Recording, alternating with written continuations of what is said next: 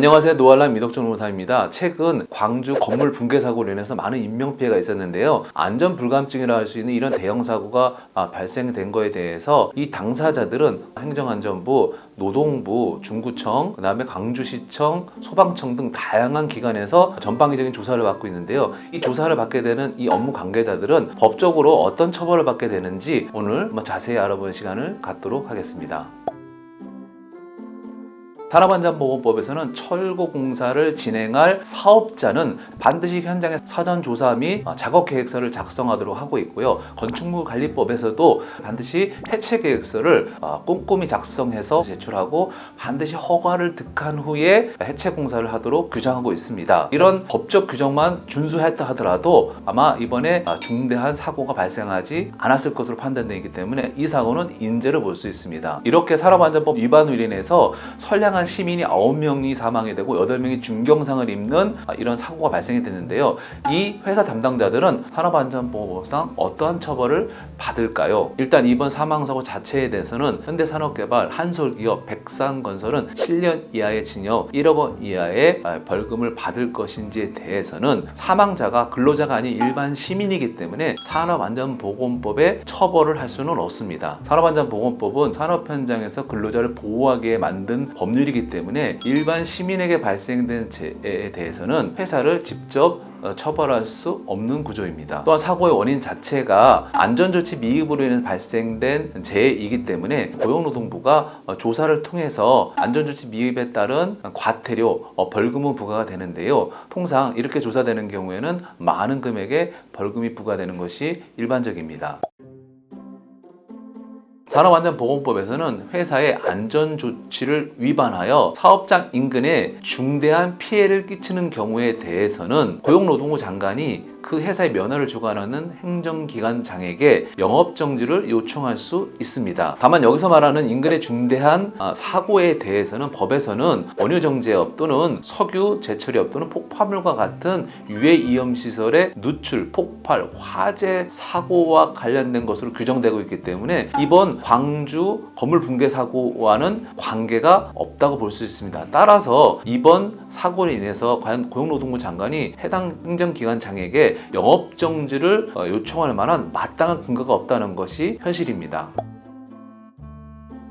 형법 제268조에서는 업무상 과실로 인해서 사람을 사망에 이르거나 상해 입히게 한 사람에 대해서는 5년 이하의 금고 2천만 원 이하의 벌금에 처하도록 규정하고 있습니다. 형법은 산업안전보건법과는 달리 그 대상을 근로자로 한정하고 있지 않기 때문에 이번에 건물 붕괴 사고와 해당되는 당사자들은 업무상 과실치사나 업무상 과실치상죄로 형사적 처벌을 받게 됩니다.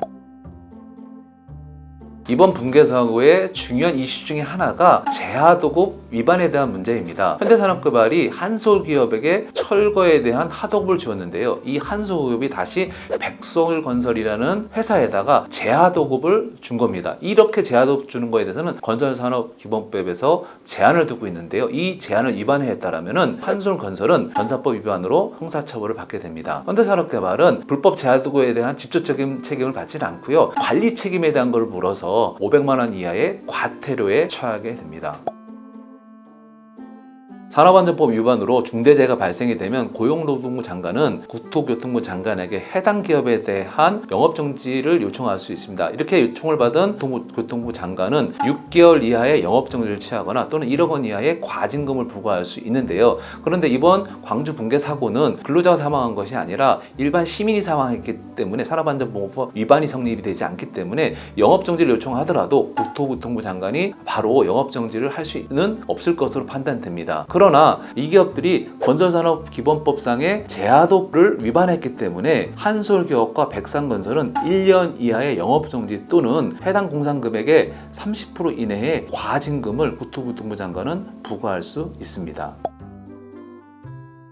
중대재해처벌법이 아직 시행이 되지 않고 있으나 만약에 광주 붕괴 사고가 중대재해처벌법에 적용이 된다면 어떤 처벌을 받을 수 있는지에 대해서 한번 살펴보면요. 중대재해처벌법에서는 중대재해에 대해서 중대산업재해와 중대시민재해로 구분하고 있는데요. 이번에 광주 붕괴 사고는 근로자가 사망한 것이 아니라 시민이 사망이기 때문에 중대시민재해가 아닌지 한번 살펴보는 것이 좋을 것 같습니다. 중대재해처벌법에서 중대시민재해에 대한 정의를 하고 있는데요.